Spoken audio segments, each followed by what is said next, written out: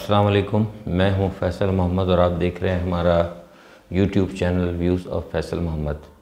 आज भी हम कुछ पाकिस्तान के हवाले से पहले डिस्कस करेंगे, क्योंकि पाकिस्तान का इशू इस वक्त आपको पता है बहुत ज़्यादा अहम है। जो लोग हमारी वीडियो देखते हैं, मैंने तकरीबन गुज़िश्ता हफ्ते से कहा था कि ये जो मामला चल रहा है इसको आपने हर सूरत के अंदर मुज़ाकरात से ही आपने हल करना है, क्योंकि मैंने बताया था कि माजी के अंदर भी जब टीएलपी का धरना हुआ था खादिम रिजवी साहब का, तो उस वक़्त कुछ हमारी भी कुछ खिदमत उस वक़्त की हुकूमत और कुछ गैर मुल्की लोगों के जो पाकिस्तान के दोस्त हैं उनके हवाले से ली गई थी। तो वो हमने कुछ जो भी उस वक्त काम किया था अल्हम्दुलिल्लाह वो मामला आपको हम पहले बता चुके हैं, अखबारात में ख़बरें भी आ चुकी हैं।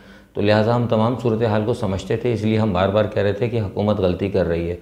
बहुत सारे लोग जो मेरे यहाँ पे मेरे यूट्यूब को देखते हैं और जो मेरे नाज़रीन हैं और नाक़िदीन हैं, वो बहुत ज़्यादा मुझ पर नाराज़ भी हो रहे थे कि आप इनकी हिमायत कर रहे हैं। देखिए, मैं किसी की हिमायत नहीं कर रहा था, मुझे पता था कि इसके पस मंज़र में कितने मुल्क के नुकसानात होंगे, और इसीलिए मैं बार बार कह रहा था। और आपको मैंने कहा भी था कि इमरान के गिर्द जो पैराशूटर्स हैं और जो इमरान के गिर्द जो लोग हैं वो सूरत हाल को ख़राब कर रहे हैं। आज आपने देखा कि जब उलमा कराम की कल सदर साहब से जब वो मुलाकात हुई और वो जब मुलाकात वो भी नाकाम रही, तो उसके बाद फिर आज दोबारा इमरान खान से मुलाकात करवाई गई। अच्छा, अब ये जो मुलाकात हुई, इस मुलाकात के में जो लोग आए, जो उलमा कराम आए, वो क्यों आए, आप क्या समझते हैं? मैं तो आपको पता है, हम तो पहले से कह रहे थे। गुज़िश्ता जिसने मेरी 2 वीडियो देखें जिस पे बहुत सारे लोगों ने मुझे बुरा भला कहा, इवन जब मैंने ट्विटर पे भी ट्वीट किया तो बहुत सारे लोग हमसे नाराज़ थे कि फैसल साहब आप मुज़ाकरात की बात कर रहे हैं। मैंने कहा कि मुज़ाकरात करना ज़रूरी है आपको, और जो बात हमारे जो ताल्लुक़ हैं, हमारे जो भी हमारे ज़राए हैं, हम अपने ज़राए से जो भी हमारे दोस्त हैं अपने मुख्तदर हलकों में या जो कोई भी पाकिस्तान के खैर ख्वाह हैं, हमने उनको भी बताया था कि आप मुज़ाकरात के ज़रिए हल करें, क्योंकि इसके पीछे बहुत सारे लोग हैं, मुल्क दुश्मन क़ुव्वतें हैं, इसका पाकिस्तान को नुकसान पहुँचेगा। तो लेकिन जो लोग सूरत हाल को ख़राब कर रहे थे वो बड़ी तेज़ी से कामयाब हो रहे थे। वुज़रा के आप बयानात देखें, लेकिन तमाम बातों का जो आप देखें खुलासा तब आपको मिला, जो हम जो कह रहे थे उस बात की आपको उसमें मुसद्दिक़ा या उसकी तस्दीक तब हुई जब आज आपने देखा कि वो उलमा कराम को जब बुलाया इमरान खान साहब ने। तो ये भी मैं आपको बता दूँ कि इमरान ने नहीं बुलाया था, बल्कि इनको हुक्म दिया गया था। ये आज आपको मैं खुल के बात कर रहा हूँ। ये जो इमरान खान साहब के साथ जो आज मीटिंग हुई थी आपके कप्तान के साथ, वो जो उनके पैराशूटर्स हैं ना, वो ये मीटिंग नहीं होने दे रहे थे। ये मुख्तदिर हलकों ने कहा है, मुख्तदिर हलकों ने कहा, हमने भी इनको कहा था, और हमसे भी बड़े लोग हैं ना, बड़े मौजूद हैं, ऐसी बात तो नहीं, एजेंसियाँ भी हैं, मतलब और बहुत सारे लोग हैं जो मुल्क के ऊपर। लेकिन हम जो जिसे कहते हैं ना कि एक हिस्सा जो होता है ना, हम अपने हिस्से का तब पत्थर फेंकते रहते हैं अपने मुल्क और कौम के लिए। अगर हम पाकिस्तान से बाहर हैं तो उसका मतलब नहीं है, अगर कहीं कोई मतलब मामला अगर गैर मुल्क में अगर रख लिए तो उसका मतलब नहीं है कि हम जिस मुल्क में, जिस सरज़मीन में हम पैदा हुए, जिस मुल्क में हमने सियासत की है, जिस मुल्क ने हमें पहचान दी है, हम उसके ख़िलाफ़ हो जाएँ। हम जहाँ कहीं भी रहेंगे अपने मुल्क के हवाले से, हम बग़ैर किसी मुआवजे के, मैं आज ख़ुद पाकिस्तान के लिए हमेशा काम करता हूँ, तो हमने उनको कही यही बात कि भाई आप ये सोचें कि आप कितने मुखालफिन पैदा करेंगे। आपकी गलत पॉलिसी की वजह से आपने तहरीक तालिबान, ठीक है जी, तहरीक तालिबान पाकिस्तान, TLP जिसे वो कहते हैं ना, TTP पाकिस्तान, तहरीक तालिबान पाकिस्तान पैदा की। कुछ गलत पॉलिसियों की वजह से, कुछ हमारी गलतियों की वजह से, कुछ हमने जो अपने एजेंट पैदा किए हुए हैं उनकी वजह से हमने बलोच लिबरेशन ऑर्गेनाइजेशन पैदा की। कुछ साबिक़ा हुकूमतों की गलतियों की वजह से, और कुछ मौजूदा अपोजिशन की, और कुछ जो है रॉ की और गैर मुल्की एजेंसियों की वजह से यहाँ पे वो NDS के तमाम आपके वो जो पश्तून कौमी PTM जो है वो आपने पैदा की। तो मैंने कहा कि आप उनको हमने पैगाम भेजा कि कितने लोग पैदा करेंगे भाई आप। PTM आपने पैदा कर ली, तहरीक तालिबान पैदा कर ली, BLA पैदा कर ली, और सिंधु देश पैदा कर लिया। अब जो एक सबसे बड़ा सेक्ट था सुन्नियों का, उसके अंदर भी आपने दुश्मन पैदा करने चले। ये क्या कर रहे हैं आप लोग? खुदा का शुक्र है कि उनकी बात समझ में आ गई। आप लोग जो मेरे सुनने वाले हैं ना, वो तो मुझे बहुत बुरा भला कह रहे थे कि फैसल साहब आप दहशतगर्द कोई नहीं होता, दहशतगर्द हम खुद पैदा करते हैं, माँ की पेट से कोई दहशतगर्द पैदा नहीं होता, दहशतगर्द आप खुद पैदा करते हैं। और फिर ये तो एक इस्लामी मसला, पाकिस्तान एक इस्लामी मुल्क है भाई, पाकिस्तान के इस्लामी मुल्क के अंदर दीनी जमात नहीं होगी तो और क्या होगी? मुझसे लोग कह रहे थे कि आपने तशरीह गलत की, अगर मेरी तशरीह गलत थी तो कोई दूसरे लोग तशरीह दे दें। खैर, कहने का मकसद ये था कि जब हमने इनको ये बात बताई कि आप ये इस तरह ना करें, ये इतनी सारी मुखालफतें ना मोल लें, क्योंकि अगर हमने एक बात ये भी कही थी कि अगर आप ये मुखालफतें मोल लेंगे, हुकूमत के कहने के ऊपर। हुकूमत कहती ना हम रियासत की रेट भर, रियासत और हुकूमत, ये मैं एक बात गड़बड़ कर रहा हूँ, रियासत और हुकूमत को गड़बड़ कर देते हैं लोग। मैंने कहा कि हुकूमत तो बिगाड़ पैदा कर रही है, भुगतेगा कौन आखिर में? हालात किसको? ये तहरीक तालिबान जो है, TTP को कौन फेस करता है? आर्मी फेस करती है, पुलिस फेस करती है, रेंजर्स फोर्स मतलब फेस करती है, पैरामिलिट्री फोर्स करती है। कोई वज़ीर आज़म, कोई वज़ीर आला या कोई जो सियासतदान, ये जो फवाद चौधरी साहब और ये अपने जो हमारे हैं अपना वज़ीर दाखिला साहब, इस किस्म के कोई लोग जाके कोई फेस करते हैं? कभी किसी मिनिस्टर ने फेस किया? नहीं करते ये लोग फेस। ये लोग ये बातें करके ख़राब करते हैं, क्योंकि मैं खुद सियासत में रहा हूँ, मुझे पता है ना कि कहाँ से किसके किसके पत्ते हिलते हैं, मुझे पता है हर चीज़ का। मैं जो आपको तज्जिया देता हूँ ना, तो मेरा तज्जिया आपको मैं एक तरीके से इस तरह करता हूँ जैसे मैं आपसे बात कर रहा हूँ, इसलिए मैं आपको बता रहा हूँ। हमने जब उनको ये बात कही तो उनकी बात समझ में आई। मैंने कहा कि आप कौन फेस करेगा? फेस तो आपने करना है, ये तो निकल जाएंगे इमरान खान साहब। मैंने कहा ये आज तकरीर मारने वाले हैं, मैंने कहा रोके इनको तकरीर करने से।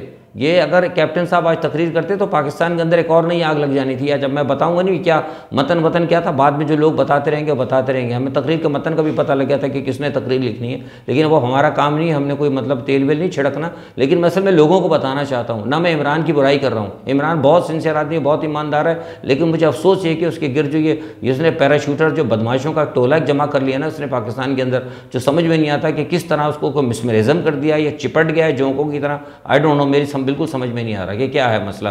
बहरहाल कहने का मसला ये कि जब हमने लोगों को कहा, जब हमने वीलॉग भी किए, ट्यूटर भी किया, और जो अपने जो हमारे ताल्लुकात थे हमने उनको पहुंचाया, लोगों को मुख्तलिफ हलकों तक भी बात पहुंचाई कि आप इसमें इंटरवीन करें। अगर आप इंटरवीन नहीं करेंगे तो मामला बहुत ख़राब हो जाएंगे। और यहाँ मैं आपको बता रहा हूँ कि फ़िक़्ह अहले तशी, मैंने कल जिन्होंने मेरी वीडियो देखी थी, कल सुबह जो मैंने वीलॉग डाला था उसमें मैंने आपको अहले तशी का जिक्र किया था।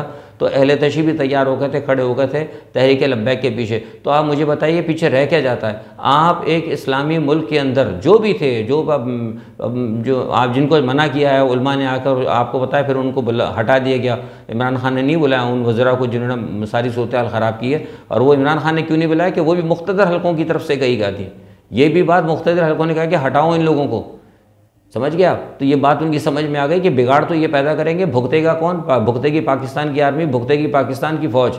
तो लिहाजा उनको ये कहा गया था, मुख्तदर हलकों ने कहा ये बात। और जो अहम लोग हैं, और भी बहुत सारे अहम लोग हैं, उन्होंने पैगाम दिया हुकूमत को कि आप अपनी नाअहली और ये बेवकूफ़ियाँ जो है ना, इसको जो है आप पैरामिलिट्री की गोलियों की जो कहते हैं ना छप्पर में छुपाने की कोशिश ना करें।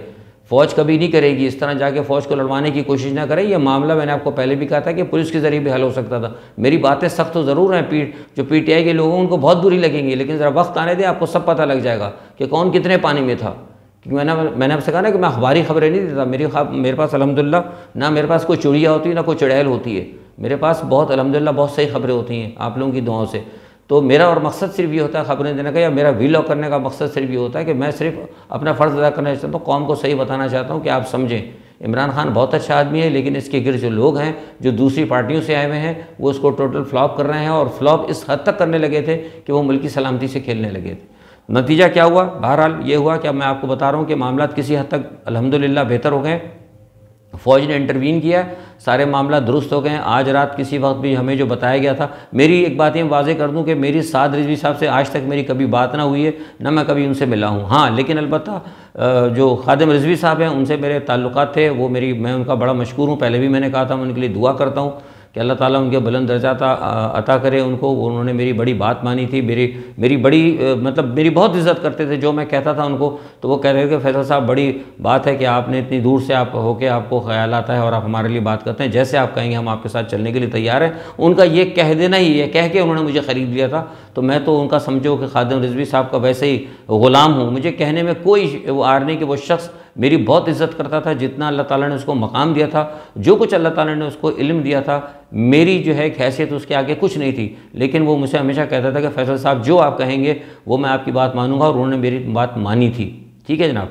खैर बहरहाल ये तो एक बात हो गई। अब ये आपको मैं बता दूं कि ये मामला अल्हम्दुलिल्लाह फ़ौज के आने की वजह से निपट जाएगा।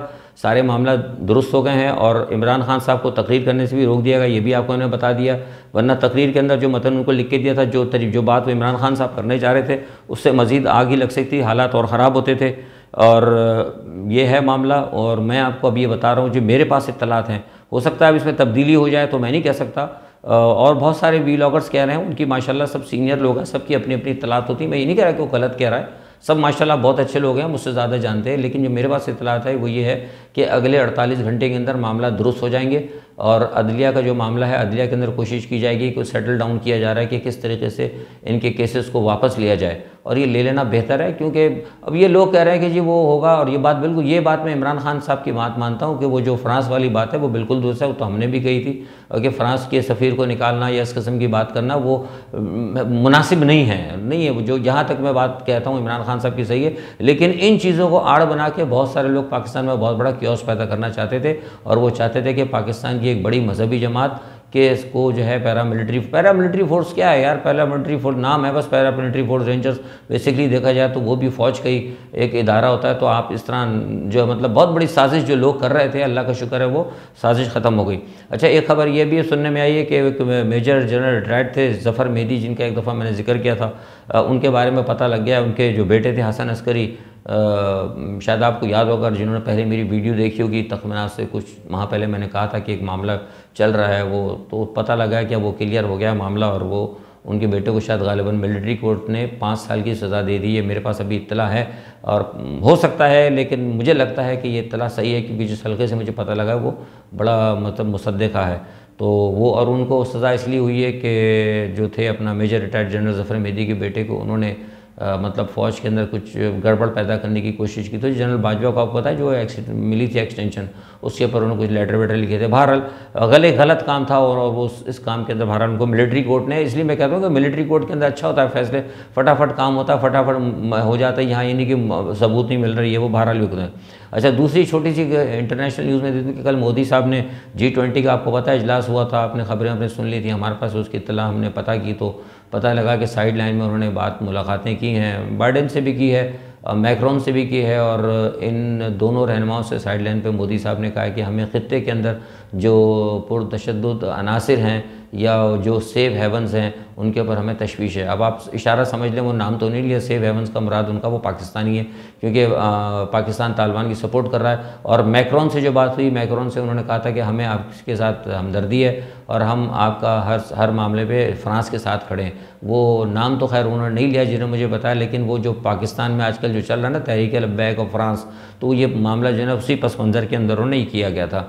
अच्छा, दूसरी अफ़गानिस्तान के अंदर ये तालिबान के साथ आपको पता है कि तालिबान का मामला जो है चल रहा है अभी भी, और उनके साथ अभी तक अमेरिका ने अच्छी तो नहीं की है, और हमने तो यही कह रहे हैं और मुसलसल कह रहे हैं कि देखिए आज 18 हमने ट्वीट भी किया था और हमने कहा भी है अमेरिकन को भी, जो हमारे ज़राए होते हैं उसके ज़रिए कि भाई देखिए 18 महीने 19 महीने तक गालिबन हो रहे हैं, 17-18 महीने होंगे, मुझे भी सही याद नहीं।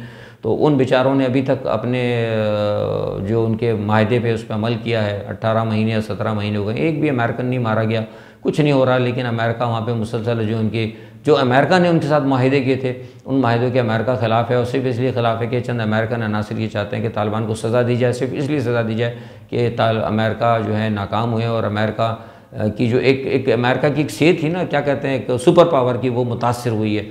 तो ये मैं समझता हूँ कि गलत है। अगर इसके अंदर कोई गलतियाँ थी तो अमेरिका की अपनी भी गलतियाँ थी और बहुत सारे मामला थे। बहरहाल कहने का मकसद ये है कि तालिबान के साथ मामला को दुरुस्त होना चाहिए। चीन और रूस तो मदद कर रहे हैं, लेकिन शायद देखें अब क्या होता है। और मोदी साहब का मैंने आपको बता दिया, मोदी साहब वैसे ब्रसल्स में भी आए थे और उन्होंने यहाँ पे यूरोपियन यूनियन के से भी मुलाकातें की, लेकिन वहाँ यूरोपियन यूनियन में एज सच पाकिस्तान के हवाले से बात नहीं हुई। लेकिन जो हमें पता लगा सफारती ज़रिए से कि वो इन्होंने मैक्रोन से और बाइडन से इस हवाले से कुछ पाकिस्तान के हवाले से बात की है। बहरहाल इस हवाले से अगर हमें कोई मज़ीद अगर मिली तो हम आपको इंशाल्लाह ज़रूर बताएँगे। और जब तक ये है कि आपको मैंने बता दिया कि 48 घंटे यानी पीर की शाम तक इंशाल्लाह को पता लगेगा कि ये मामला जो है साद रिज़वी वाला भी हल हो जाएगा।